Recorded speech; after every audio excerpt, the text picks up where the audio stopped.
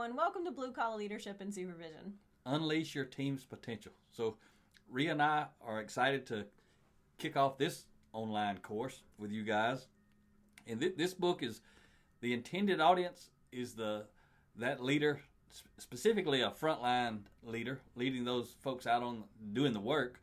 But the main audience is any leader at any level who's been promoted up through the ranks, but they never really received any leadership development training. And a lot of leaders receive leadership training, but it's actually management development, not leadership development. So there are many leaders out there who's had all types of training, been through a lot of different courses, but they hadn't had this type of training. This type of training is how to be a high impact leader of people, not how to be a manager of things and processes. And unfortunately, those leaders who haven't had real leadership development, they manage people just like they do the things and processes. So all this content that we're going to share with you in this course is about how to help you become a leader worth following with you. And that's how you get a high performance team.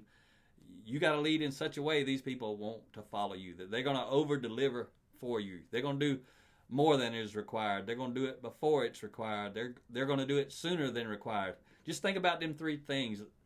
All of you leaders out there, or future leaders, if people on your team are doing things better than required, sooner than required, and doing more than required, your job as a leader is going to be easier. Definitely. So all this stuff we're going to teach you, helping you move beyond management and supervision, is going to help you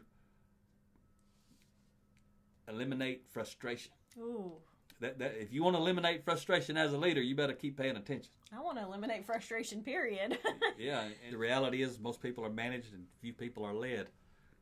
Throughout my entire career, 20 years in manufacturing from 1988 to 2008, I pretty much had managers.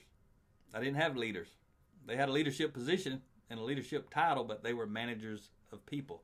The very last leader, a plant manager that I reported to directly, by that time I had worked my way up, and I was a manager, but I was a leader of people. I had a manager title, but I reported to the plant manager, who was also a leader of people. The best leader, and the kind of leadership we're talking about here, that's the only leader that I ever reported to in 20 years like that. So when I say most people are managed, few people are led, I know from experience. High impact leaders are approachable. Low impact leaders are not. And as we talk through this book and this course with you, you're going to hear us use the term a lot of times, high impact leader, low impact leader. That's because it's easy for you to understand that. Because someone can be a high impact manager, but they can be a low impact leader. But high impact leaders are usually also high impact managers. Usually a high impact leader gets both things right.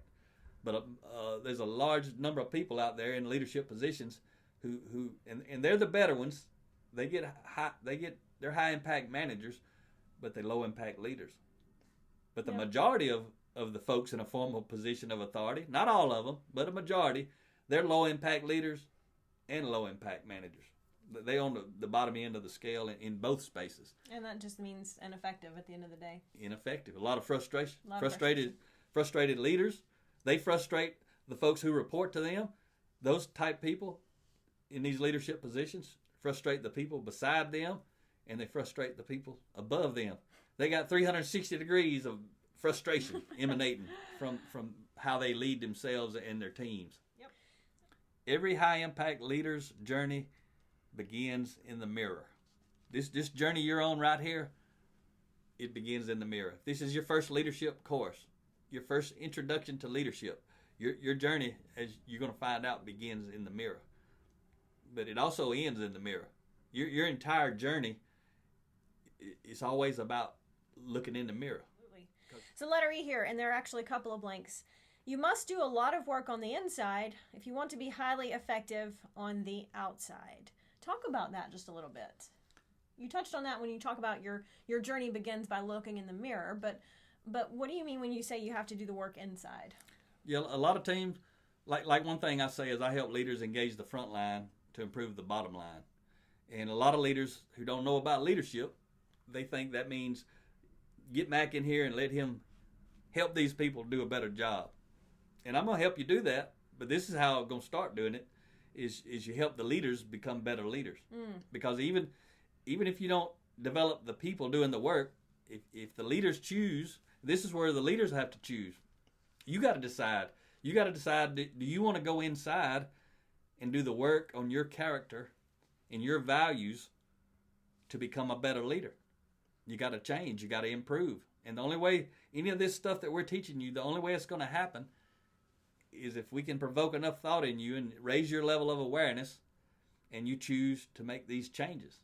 And then you've got to become the kind of person that's going to motivate and inspire others to do the same. Huge. Instead of just trying to talk people into doing things that they really just don't. Do the job. Right. The basic bare minimum. Why not take the perspective of let's inspire them, right? To do more than they thought they could. And that's what we're talking about when we say unleash your team's potential, right?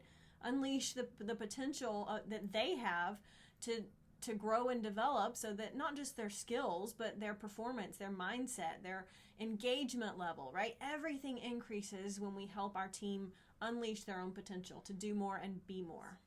So letter D here, and a blank here in your notes. Position has a lot to do with managing things, processes, and people. But position has very little to do with leading people. And perhaps you're one of those people. I'm one of those people who thought early in my leadership journey, I thought that when you got the position and the title, that was leadership. And really, that's just a title, and it comes with a little bit of authority, but it doesn't necessarily come with true moral influence. Do you want to speak to that? About moral versus formal? So formal authority means, you have to follow me. I'm the boss. It's based on my position, my title, my rank. Moral authority, I don't have to be your boss. I don't have to be your formal authority leader. But it's based on my character. People want to follow me because of who I am, how I do what I do, why I do what I do. It's all about my values. And this kind of high-impact leadership ain't about having a list of things to do. It's not about doing something different. It's about being someone different. You got to be different. It's not a checklist. There's a lot of principles we're going to teach you, but you got to become somebody different. To do what we're trying to help you do in this course, you got to change who you are.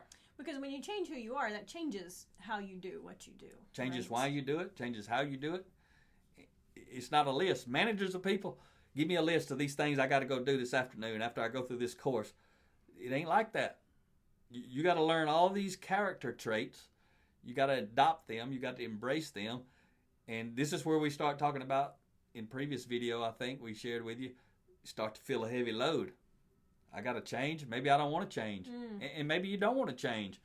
But if your organization is going down this path, if they keep going down this path, if you don't change, you're making a choice you may not realize you're going to be making. You're going to choose to become irrelevant in this organization because this organization is going to outgrow you. They're not trying to outgrow you. No one's trying to outgrow you and leave you behind.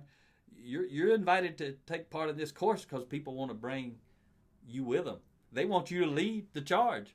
They want you to be bringing others with them. But because this is not management, I can't make you do it. Your leader's your boss. They can't make you do it. We talked about it up here in the beginning. Will you choose to lead? You got to choose. Some people say our leader's born or made. It's neither one. It's a choice.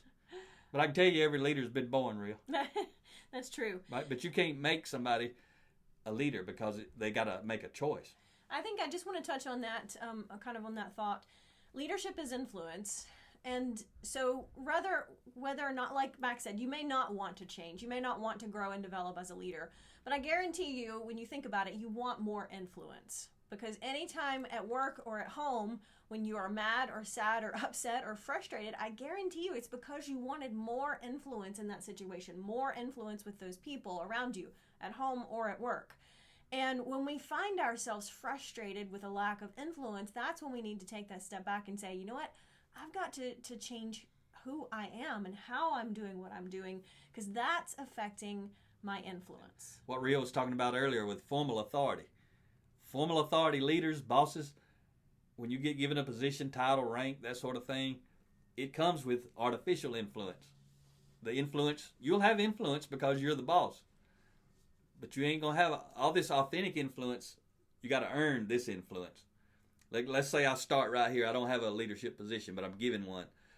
that leadership position comes with this much artificial influence. I can tell people what to do and all this sort of thing. I can make decisions. I can move people around. I can change how they do, and I can force some stuff. But what's going to make your life better is everything up above here. All this authentic influence that bosses of people, they never get the benefit of the authentic influence because you got to earn it. And that's what we're going to share with you is all these different ways to earn it. But we're going to talk about authentic.